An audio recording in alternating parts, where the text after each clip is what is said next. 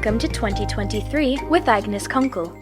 In 2020, the world was hit by COVID-19. It was like a time machine. Find out what the world might look like in spring 2023 and how we will need to adapt. 2023, your window to a world beyond COVID-19. A 3-week holiday at the beach. Melanie and Christy, the little daughters, are totally excited. Xenia, her mother, has checked online for suitable apartments in Croatia. Before making the final booking, she had video chats with some providers. She said Chris from Sunny Holiday had created this great atmosphere.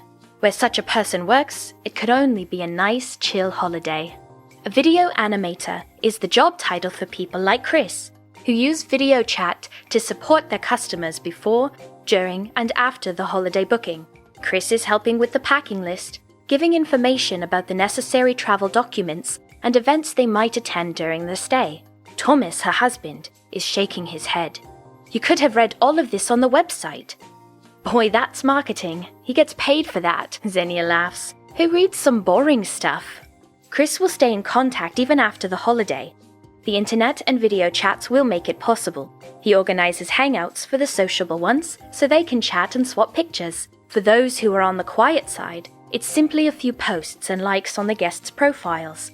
For youngsters, it's chats and gaming sessions. And when autumn gets cold and rainy, he spreads further sunshine. Should you plan to go somewhere else the following summer, Chris has friends all over the world he can recommend for small trips or the family holiday. However, Melanie, the older one, thinks Chris is cute and she wants to go back to Croatia the next year. Thomas wants to go to Spain, like before COVID-19.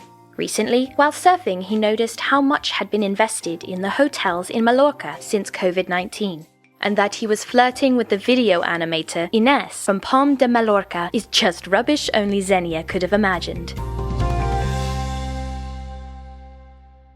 We still live in the times of COVID-19. 7 million confirmed cases. Over 400,000 people have lost their lives from COVID-19.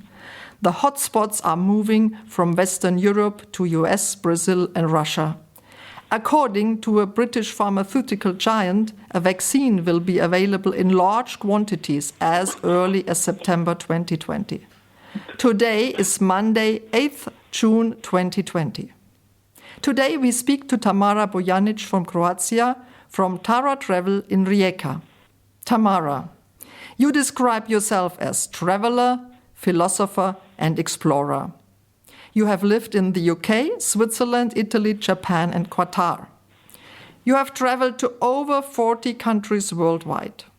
You focus on property management, travel planning and promoting tourism in Croatia. Currently, you have over 500 properties placed, optimized and managed online. You own a travel company serving B2B and B2C clients as well. So I guess you have a quite cosmopolitical view on the travel and hospitality business worldwide. It's no secret travel and tourism is hit very hard by COVID-19. So Tamara, what's your personal experience with COVID-19? Hello, Agnes. First of all, thank you very much for having me in this podcast. It's a pleasure to be here. Also, thank you very much for the representation. You summarized me very well. In regards to the COVID impact on my business, it has been as monumental as the rest of us in the travel industry. I felt it even sooner. I actually felt it in February, because I service B2B and B2C, as you mentioned, clients all over the world, including the Chinese clients in Beijing. So my work has stopped from the February 15th. All the contracts I had were put on hold or were cancelled. By the March 20th, approximately, I am actually left without any work and with very uncertain future. Again, not just me, but all of us in the travel industry. Currently, we are supported by our government, luckily, and that will continue in the next 2 months, we are estimating. But as optimistic as I am always, and I'm seeing some changes, from the July 1st, the borders will start opening in Europe, not only for the EU clients, but it will be also for third countries, USA, etc. So we are seeing some progress and some movement in the travel sector. Now, I already have few reservations for the summer for Croatia due to the very good epidemic prognosis in Croatia. We will, and we are expecting to be one of the hot spots for this summer. So basically, yes, I had a huge impact due to the COVID, but I'm also very, very optimistic in regards to the future that we will rebuild in a way. So it might be for Croatia a quick U-turn, that it's maybe one of the top travel destinations. And as we talked before, you said that people respond so different to these closed borders. What are the range of your clients to the situation? Do they want to travel again? It depends.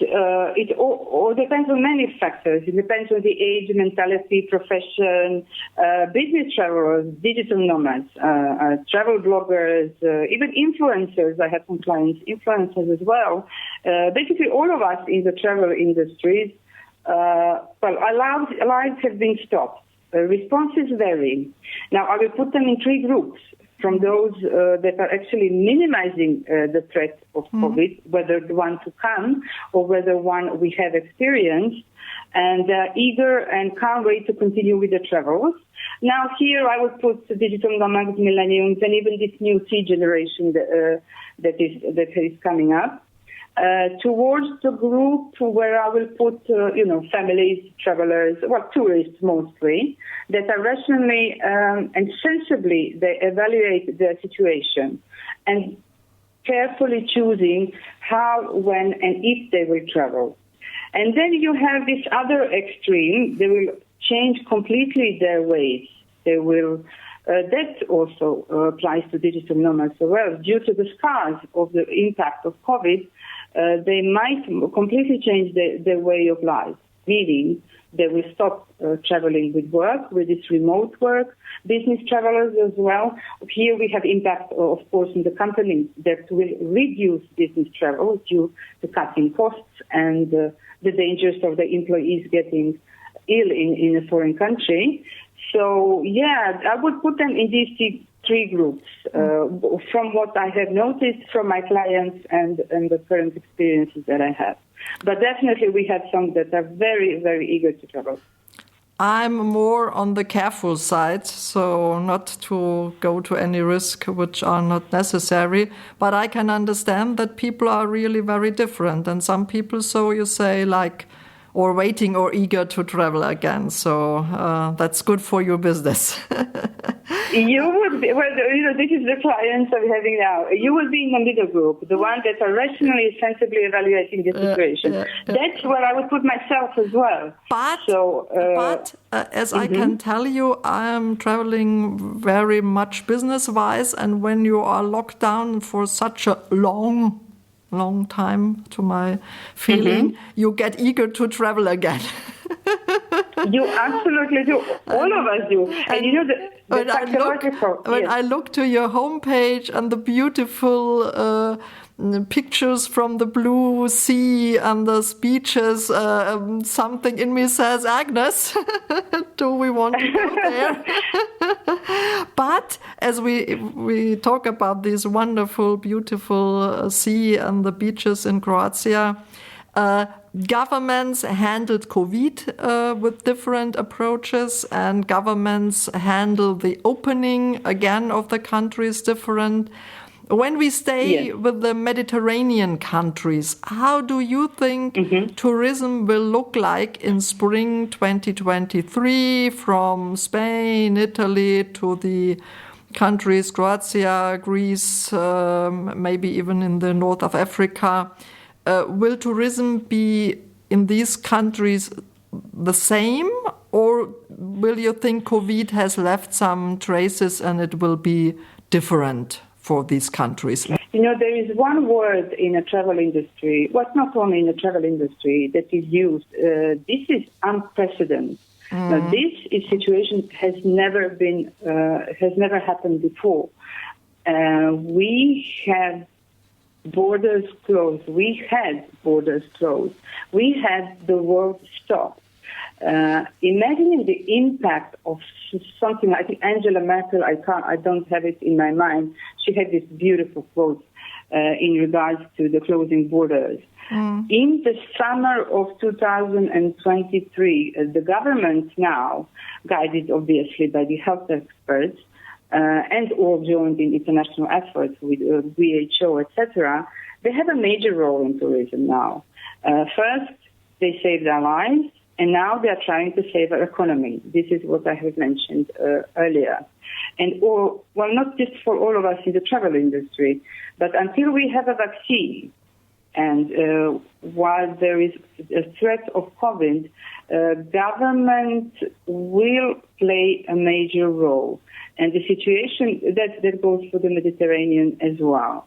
For some reason, if you look at the cases in Croatia and Greece, I'm not going to compare at the moment with Spain and Italy, it's completely different. We have quite a good, but there is a new term, Corona vacation, that is used, which is a bit wrong in my opinion. I mean, it is not something that should be used, but it is meaning that customers will look for safe, obviously, destinations, but will try to pay less and get a high quality service. That would be Corona vacation. So it sort of used, the impact of COVID in the travel industry. 2023 spring, if we do not have a vaccination, which I really hope will not be the case, and we are still having, if COVID starts to be seasonal, it's going to be exactly like this year. It's going to be limited. There will lots of things will vanish. Personal contact, receptions as we know them, hotels as we know them, apartments as we know them as well, not to mention the airlines. We will continue to struggle year after year. But that is definitely not, it will be a whole new way of travel and a whole new way of tourism and a whole new way of life. Now, really, I do not wish that to be the case, so I'm quite optimistic that we will get a vaccine at least until 2021 that will allow us to go back to traveling, although certain aspects would definitely stay and should stay. Here we talk about upgraded cleaning standards and the digital inventions that are bound to happen. Even before COVID, I have an online travel agency, so I use a lot of software, etc. So I'm expecting also a lot of startups, digital startups, to come out in this situation. So although my personal, I'm very optimistic in regards to the spring 2023, we should not disregard the option that we might still be in a COVID era then. Okay. In the opening sequence, Tamara, we played a little bit with the idea of a video conferencing gaining importance in the field of travel and tourism, and maybe in the planning and organizing and caring for customers. From your perspective, from a practitioner's perspective, how realistic are these ideas? Yes, I remember this. This was quite interesting for me. Now, here, basically, we are talking about upgrading the visual concept, the presentation of our services to the potential guests that are actually participating live in this. There is definitely an opening there, a market there, but one thing that concerns me the most is the privacy. Now, apart from GDPR legislation, EU legislation, you are well aware of, we have to abide by. usually, I'm going to just speak from my point of view. Your average guest varies. There are certain guests that really like their privacy, and they're not interested in getting involved too much with the service provider. Like this concept of video conference, where you follow them before, during, and even after the trip, like you're becoming a part of the family. So that is the main concern when I think about this. But also, it's a very interesting idea. In regards to the practical implementation of this idea, it will depend on the service. So it depends what we are presenting. If we are presenting an apartment, it would obviously have to be vacated. We would have to have a date when we are presenting this. It would have to be completely, prepared, cleaned, so we can enter the apartment. We can give this visual presentation to the potential guests. And in regards to marketing, I would find it quite difficult to attract the right market for this type of service. Once you invest, whether it's your time, your finances, etc., in such a project, how do you market this? You can reach out to your old guests and you can share this idea, although they already have some experience and they already know the apartment, so they don't really need this. This will be needed for new guests. So maybe social media, maybe guest booking. At the moment, you can give them this option, but you will need to set a date in advance, etc. So it's definitely a concept to consider, yes. So you would not rule it out completely, but of course you are completely right. I wouldn't rule it out. Some difficulties in it. What I would expect is that maybe from this chatting, when you now look to many homepages or websites, you see the possibility to have a chat to someone supporting you, that might be upgraded by visual elements. That you not only talk to people or write to people, but that there are elements of on booking platforms maybe, although that there you really can look on people and can, if you like, come into a more intense, let's say, contact to people. Maybe in some way could be called like a high-tech travel agency. That you just go to a booking site and you can make contact to a real person, see a real person like you did when you, in earlier years, went to a travel agency. So, as you said, I'm pretty sure we will see technological startups, new ideas, and some will be maybe very important and some will go away and will be just a gimmick. So do you see other technical innovations when you now look to this apartment business and to this area where you are specialized in? Do you see other technical innovations that might gain a strong foothold in the next 2 to 3 years? Absolutely. That is apart from the upgrading, enhanced cleaning standards. I think technical innovation, digital discoveries, artificial intelligence even, will absolutely boom. I mean, we have it already, mind you. We have it already, but what we will all do, we will try to keep the contact. It's not a social distancing, it's physical distancing. So we are still socially interacting this way or the other. For example, we have online check-ins. We have them already, but we have more of them. Self-check-ins, contact-free receptions, various chat boots, as you mentioned, which could be, with online messaging, online chatting, what is the major issue? You have to leave your email address. And people are just simply not ready to share certain parts. They're scared of, marketing and receiving emails, etc.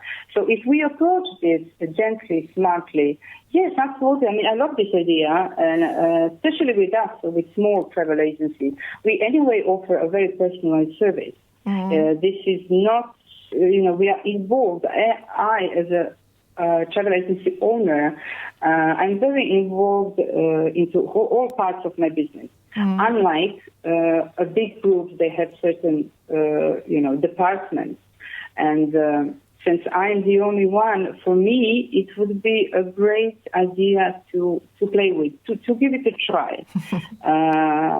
To go back to your questions, I mean, not only in regards to the hotels, but in the airports, various infrared cameras, I don't know, with computer vision, and many more technical innovations are not just to come because they're already here, but are to be elevated to a certain degree. Everything to keep. We are talking now about more the front end, the interaction with the client, with the customer. When you think about the back end, I mean controlling, bookkeeping, and all this, let's say, part that can be automized, then that could this mean that big companies that are able to automate processes in the background, that they will have an advantage over smaller companies or standalone hotels, apartment complexes, and that type of business? Back-end automation is done already. Speaking personally, professionally as well, you have really various softwares online available for message templates, I don't know, Smart B&B, etc. Priceland, for example, where you can determine prices for your region, not available actually in Croatia, but it's mostly there in the US and worldwide. So currently, we all have these options available now, and big companies are using it. Absolutely. Not to mention the remote work as well. Yes. And the smaller companies or the standalone owners of maybe apartments or a hotel, are they able to participate in this process of automation, or are the big chains, Accor Group, Holiday Inn, Hilton Groups, etc., do they have an advantage? Oh, they have an absolute advantage, not only due to the numerous funding they can receive and numerous resources. Now, when we talk about small property owners, these are, it depends. You have some new age that are very internet savvy, tech savvy, but you have elderly owners, apartment owners that basically have very little knowledge of the online processes. And here they will benefit from using a travel agency like myself. That's what I said. Yes. An expert like you could bring a great value to these people. I mean, the property owners I'm managing now in Croatia are exactly these types. They're either not interested in this online technology, let's call them old school, but they're missing out. There is no Zimmer frei, but we would call it in Croatia. So here comes a property manager. So in these cases, property manager comes and we spoke about integrated hotels. We have the knowledge, the resources, and it's very dynamic market. It always changes. There are always new innovations. There are always better softwares. So it requires dedication. It requires you to be in this, to know when to change something, improve something, portals optimization. There are really various factors to consider. It is not possible. Now we are at the property management section. Just place your apartment on Airbnb and you sit and wait. No, that's not the way it does work. Yeah. Of course.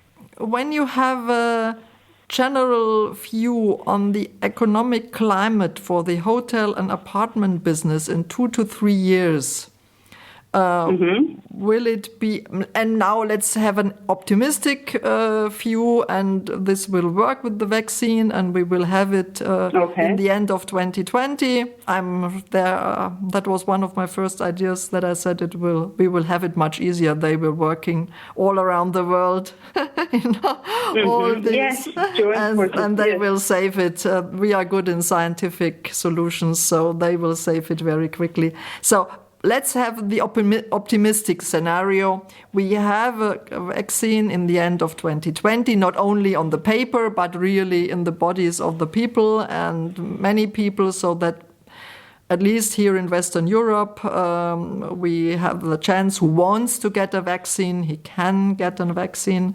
And so in this area, let's say Europe, Mediterranean, we are safe from that side.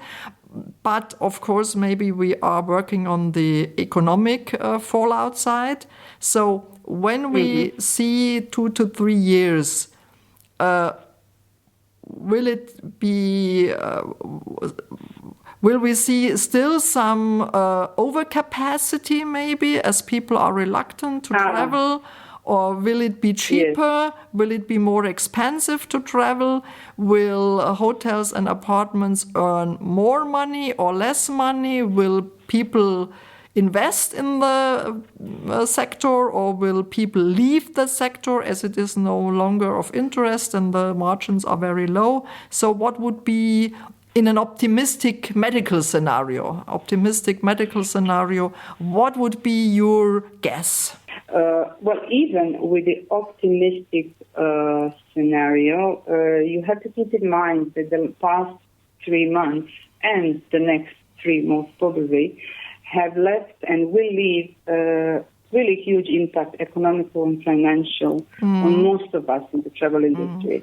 When we talk about large airlines, they will, they'll be saved by the governments as well, or they will be bought by another investor. Hotel chains as well, they will get some funding, or they will be bought by another big chain. Or these are the different styles, different types of financial support. Now, when we talk about the apartments and vacation rentals, even this year alone, 8,000 has been closed in Croatia, just in Croatia. U.S. and some other information that I have, people have decided not to rent anymore until there is a vaccine. Maybe not even rent anymore. So we will see now. Now there was a really, I'm not sure it's fully justified, the sentence that was said, that this crisis will filter the best ones. I can't really agree with this completely. I do agree that market is full, speaking in Croatia, let's stay there, of the properties and in the apartments, the cleaning standards, the service standards, that basically should have been upgraded long before COVID. When you have a categorization in our country, it's really purely technical, but it needed improving even before this. So in the spring, let's say 2003, I'm really thinking it's going to be a higher quality, as it should be, really, as it should be. Not to be mistaken, but not everybody is in a hospitality business and should be in a hospitality business. Yeah, I like understand, any other business. It's not just I have an apartment, okay, or look at my neighbor, oh, he's earning this, I want to earn as well. You do have to have some skills. Tourism is about emotion. First of all, you have to care. You have to care. Of course, it's about profit. But if you look at it only as a profit, in my opinion, that's wrong. For me, that's not business. These are people. We are moving people, whole families, from one side to another, one part of the world to another. And we have to care about their well-being. We have to care. And always start with yourself. We all work really hard. And we take our holidays, 1 week or 2 weeks, depending who can, how can it be managed. And then you end up in some really bad apartment at some, owner who doesn't really care or is not fully. So one thing that I think it will show industry professionals, definitely. It will show people who care, but also I don't even know what's going to happen to my agency. I will do my best, definitely. But let's think more about guest interest. Let's not think about profit and only profit.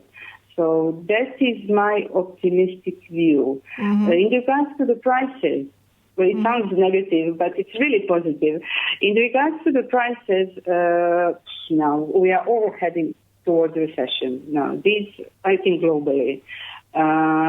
Luxury travel, I think, will decrease a lot, even until 23, because I'm not an economical expert, but I would guess that the recession leaves traces for years. So we will all have to adjust. Now, we cannot exclude tourism prices only. We have to look at them in the global economy as well, with the salaries, the recession, etc. The best guess I can make, the prices might go down. But if they go down everywhere else, I mean, in every other industry. Exactly. It's not going to be just tourism, because we cannot support it. Otherwise, if we are paying another service at the same price and offering ours, we are breaking the chain of finances. So that would be definitely the certifications. For the hotel clean and safe, etc., is issued by the WHO. That's a good thing. I'm a hotel guest, for example. I will be much more confident to see clean and safe certification, which they will have to have. Each country has their own, but WHO has issued some operational considerations for the accommodation. When we draw some conclusions, I understand that you are saying it will be even when we have an optimistic scenario on the health side, it will be a tough time for tourism the next 2 to 3 years.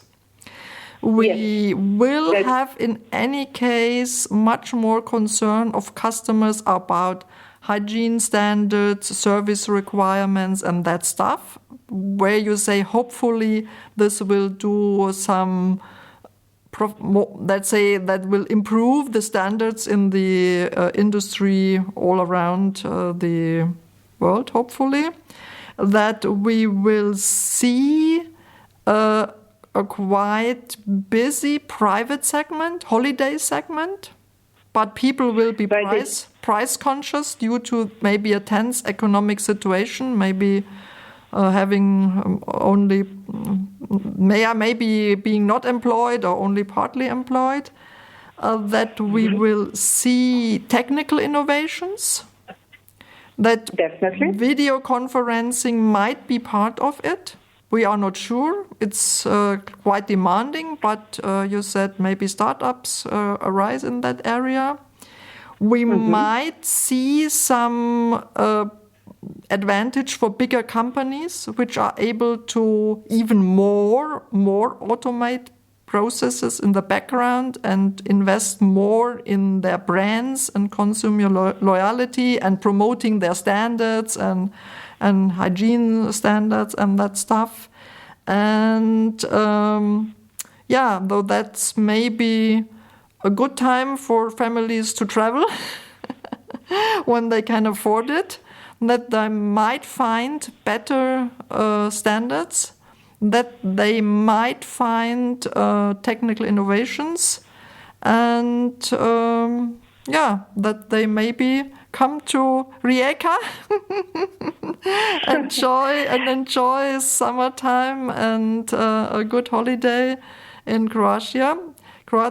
And so I would say from my side, I hope that you have a big U-turn, that your schedule is full, get many appointments and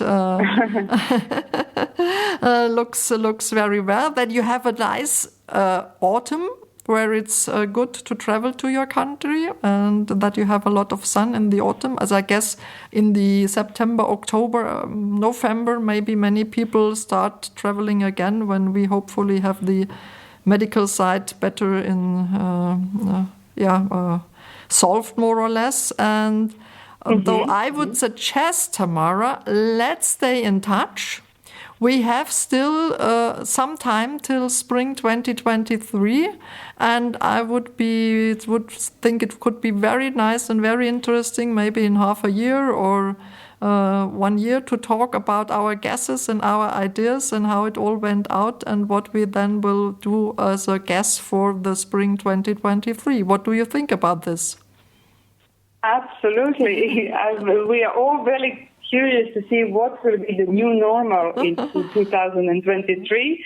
Again, hoping and pretty sure that the cleaning and technical advances will be there. But the psychology of the travelers and the psychology of all of us, how it will change and how long will these scars take time to heal. One thing, Tamara, I can add from my side. Who has stayed in lockdown wants to travel. Yes, definitely.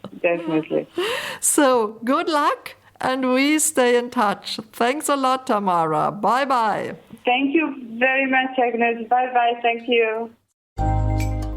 You've been listening to 2023. To get in touch with us with your comments or ideas, or if you'd like to be a guest on the show, just email hello@20-23.earth. You can find even more material, including transcripts of our interviews, on our website at 20-23.earth. Please keep in mind, the content of this podcast is our opinion. We work hard to get our facts right. However, if you find something that can be corrected or improved, please email us at hello@20-23.earth. If you haven't already done so, we'd be grateful if you would subscribe, rate, and review this podcast wherever you happen to listen. Thanks for listening, stay safe, and there will be springtime in 2023.